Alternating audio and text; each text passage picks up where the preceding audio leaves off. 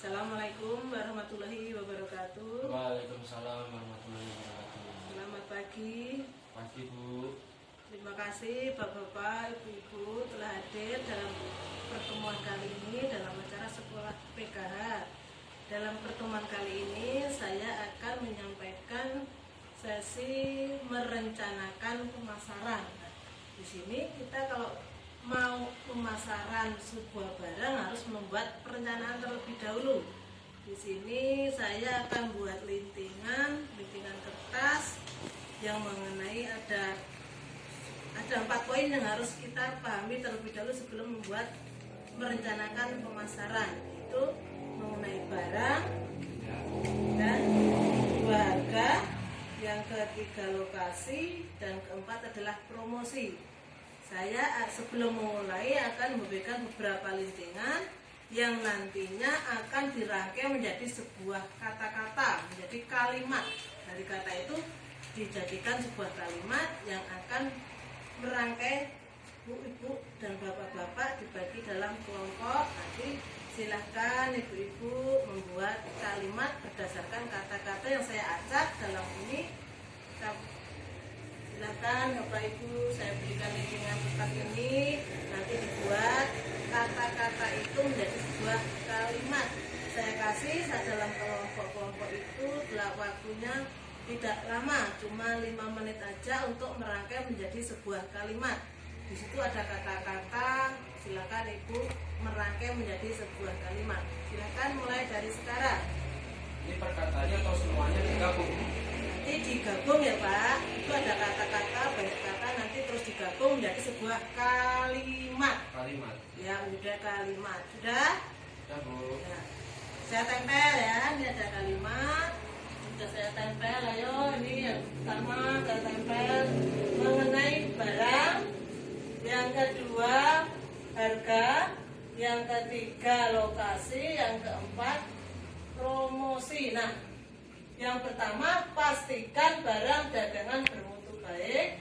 Yang kedua, berikan harga murah dan bersaing. Ketiga, carilah lokasi berjualan yang strategis. Yang keempat, promosikan barang dagangan setiap saat. Nah, terima kasih Ibu telah merangkai kata menjadi sebuah kalimat yang rapi dan utuh. Nah, yang saya jelaskan di sini, mengapa kita mengambil barang? Karena kalau tidak ada barang, apa yang akan kita promosikan? Karena daya jual kita terhadap barang ya Pak ya. Tidak ada barang, tidak ada yang dijual. Tidak ada jasa, juga tidak ada jasa yang dijual. Nah itu makanya kita harus mengenai pertama adalah harga. Yang pertama barang, yang kedua adalah harga. Pastikan harga di sini.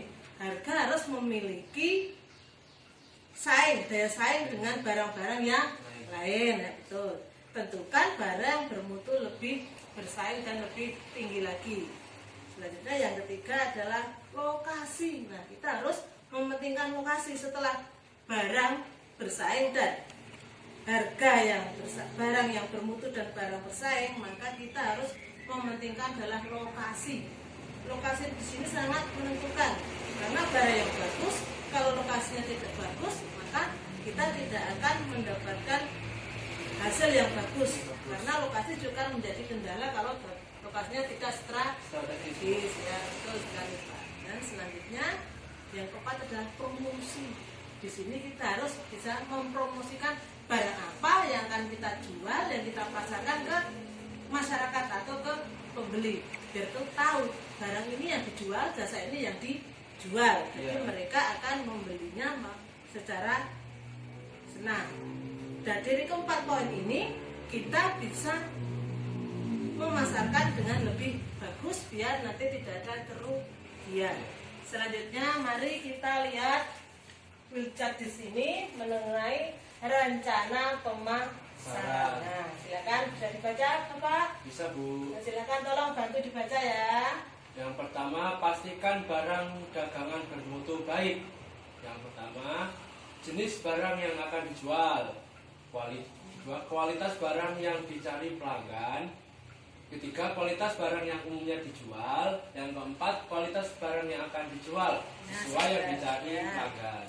Kenapa harus barang yang kita jual harus sesuai dengan permintaan dari masyarakat. Karena apabila barang tidak sesuai dengan permintaan masyarakat, kita akan tidak laku. Karena masyarakat minta hasilnya yang begini, yang dijual kok yang lain. Jadi kan kita tidak saing dengan yang lain. Terus yang kedua, Pak?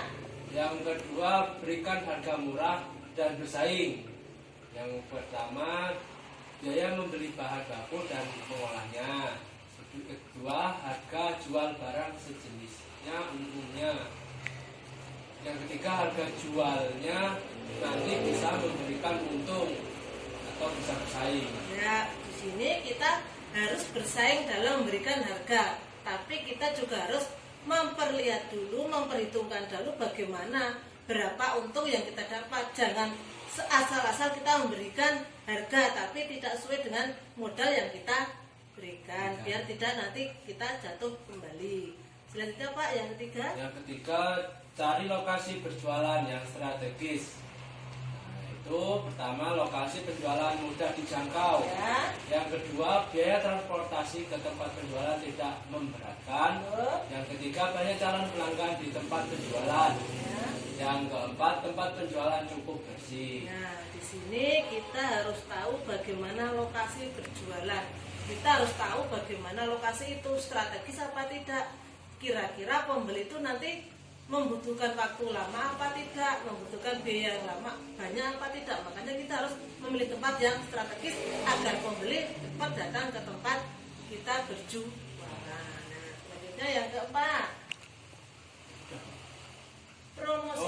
promosikan barang dagangan setiap saat. Yang cara menarik pelanggan, yang pertama, menyebarkan informasi melalui selebaran atau media lain. Yang kedua, membagikan contoh barang yang akan dijual. Tiga, memberikan harga diskon. Nah, di sini promosi itu lebih penting lagi juga, karena dengan promosi kita bisa memberikan contoh, memberikan selebaran itu agar kita bisa menarik dari pembeli membeli barang-barang yang kita jual. Nah, jadi sekarang tidak bingung kita kalau mempromosikan ya. Bisa melalui media sosial. Karena media sosial sekarang udah meluas, udah membudayakan sangat luas. Mereka tahu daripada kita menyewa tempat di toko, di ruko. Tapi kalau media sosial melalui Facebook, Bukalapak, Shopee maupun Instagram, kita bisa menjualnya. Jadi nggak perlu menyewa, kita cuma buka aja di media sosial, mereka bisa memesan secara online. Nah, itu jadi kita harus tahu bagaimana cara merencanakan pemasaran agar tidak selalu kita mengalami kebangkrutan atau kerugian. Di sini dengan adanya 4 poin ini, 4 perencanaan ini, kita harus tahu lebih baik lagi dalam berusaha, jangan sampai jatuh dan jatuh. Dilihat dari cerita kita bisa melihat cerita dari Ibu Lili yang kemarin di pasar. Ibu Lili berusaha berjualan ikan basah, padahal di pasar itu ibu-ibu pembeli senangnya adalah ikan yang udah diolah. Nah, jadi harus tahu apa kira-kira yang mereka butuhkan. Ikan itu harus diolah seperti apa. Nah, harus tahu, kita harus mencari informasi terlebih dahulu sebelum berjualan agar tidak merugi dan merugi terus. Ini kita harus mempromosikan dengan, kalau kita dulu kita harus sewa tempat itu tidak perlu ya. Sekarang kita harus melalui media sosial. Sebelum kita memberi usaha 4 poin itu harus kita perhatikan, dan insya Allah dengan 4 perencanaan ini mudah-mudahan kita bisa lebih bagus lagi. Jika sudah baik dalam pemasaran, kita juga harus berusaha pengelolaan uang yang lebih baik biar hasilnya lebih baik lagi. Jadi dasar usaha kita juga harus mengelola keuangan agar keuangan juga akan lebih baik.